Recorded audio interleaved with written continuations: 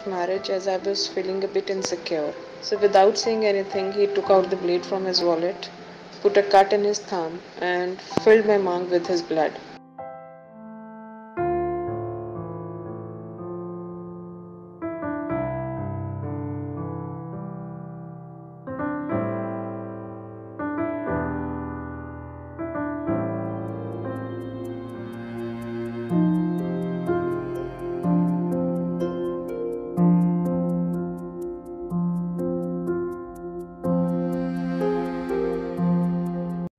Captain Vikram Batra ने tiger hills कब्जा करने में अहम भूमिका निभाई थी और उससे हम बहुत ज़्यादा प्रेरित भी होते हैं। लेकिन इनकी लव स्टोरी भी हमारे लिए बहुत ही प्रेरणादायक है, क्योंकि वो दिखाता है कि असल लव, ट्रू लव क्या होता है, जो हम आज के यूथ अक्सर भूल जाते हैं।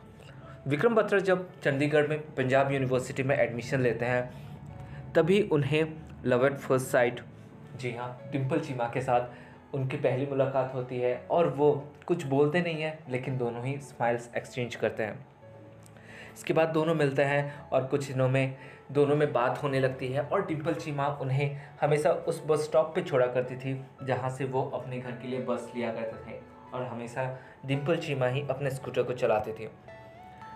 अब बीच में विक्रम बत्रा जब 7 ही महीने हुए थे उन दोनों को मिले हुए, विक्रम बत्रा का कॉल लेटर आ जाता है, क्योंकि उन्होंने CTS क्वालिफाई किया होता है और इंडियन मिलिट्री एकेडमी के लिए उनका कॉल लेटर आ जाता है। तो डिम्पल चीमा ने उन्हें उनका साथ दिया और वो चले गए इंडियन मिलिट्री एकेडमी में एक ऑफिसर बनने के लिए। अब दोस्तों, ऑफिसर बनने के लिए वो चले गए। बीच में जब वो आते थे, तब जब भी वो रेस्टोरेंट में बैठते थे ना, वो हमेशा आइदर अपने पैर को हिलाते रहेंगे या फिर अपने हाथों को हिलाते रहेंगे।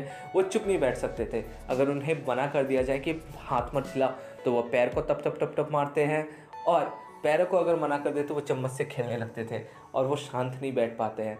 इसीलिए डिम्पल चीमा मैम कहती हैं कि मैं सोच भी नहीं सकती कि कारगिल वार में वो पीस एरिया में जब तक थे वो कैसे अपने आप को संभाल रहे थे।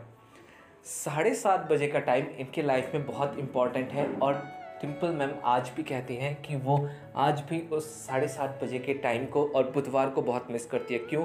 क्योंकि जब से इनका रिलेशनशिप शुरू हुआ था, इंडियन मिलिट्री एकेडमी में सर थे, तभी से विदाउट एक भी दिन मिस किए हुए हर वेडनेसडे, हर हफ्ते के वेडनेसडे को, इवन जब कारगिल वार चल रहा था तब भी वो कॉल रेगुलर किया करते थे। और मैम 7:30 बजे एकदम फ़ोन के करीब ही रहती थी। क्योंकि उनके पापा ना उठा ले। और रेगुलर हर हफ्ते इन दोनों के बीच में 4 सालों तक बातें चलती रही। अब कभी कभी जब घूमने जाया करते थे वो गुरुद्वारे में, एक दिन उन्होंने क्या किया कि वो उनका पल्लू पकड़ लिए थे, और जो फेरे लगाने होते हैं गुरुद्वारे में जब आप जाएंगे, तब 4 फेरे जब हो गए तो वो पीछे से बोलते हैं, कॉन्ग्रेचुलेशंस, आप मिसेस बत्रा बन गई। डिम्पल मैम शर्मा जाती हैं, और सर काफ़ी फिल्मी भी थे। एक दिन जब मैम इनसिक्योर हो रही थी शादी को लेके, अक्सर होता है ऐसा जब लॉन्ग टर्म रिलेशनशिप में आप रहते हैं, तब सर ने क्या किया, उन्होंने अपने अंगूठे को काटा और उनके मांग को भर दिया। दोस्तों, इन सब मेमोरीज के साथ मैम आज भी एक स्माइल के साथ बताती हैं, भले वो कैमरे में कभी नहीं आती, लेकिन उनकी मेमोरीज हमेशा हम सबके बीच में अलाइव है। जब विक्रम बात्रा का पार्थिव शरीर आता है, वो दौड़ते हुए चंडीगढ़ से बस पकड़ती है और पालमपुर पहुंचती है। वो कहती है 25,000 लोग करीबन थे, लेकिन वो उनके शरीर के सामने नहीं आ पाती है। क्यों? क्योंकि वहाँ पे मीडिया और लोगों का इतना जमावड़ा होता है। वो साथ साइड में विक्रम बत्रा के भाई के साथ ही खड़ी रहती है और किसी से कुछ नहीं कहती। दोस्तों, उनका लव इतना प्योर था, डिम्पल मैम ने उसके बाद कभी ना शादी करने का ठान लिया था। उन्होंने कभी शादी ही नहीं की। दोस्तों, आज भी डिम्पल मैम खुश हो जाती है और वो कहती है कि उनका एक भी दिन विक्रम बत्रा सर को मिस किए हुए बिना नहीं गुजरता।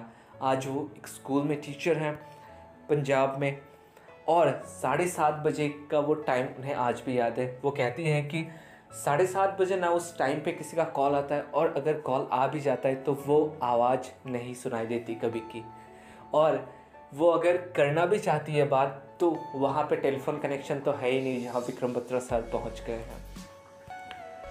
दोस्तों, विक्रम बत्रा और डिम्पल मैम की लव स्टोरी इटर्नल हमेशा रहेगी और हम लोगों के लिए बहुत ही इंस्पायरिंग है। क्योंकि हम अक्सर भूल जाते हैं कि ट्रू लव क्या होता है, और ट्रू लव का जीता जाता एग्जाम्पल है इन दोनों की लव स्टोरी। धन्यवाद दोस्तों, अच्छा लगा तो शेयर कीजिएगा। खुश रहिए, खुशियाँ बांटते रहिए। जय Hind. Though made only in 4 years of association, I could go on, and the memories would still keep coming. Not a single day in these past 17 years I've felt alone or detached from you in any sense.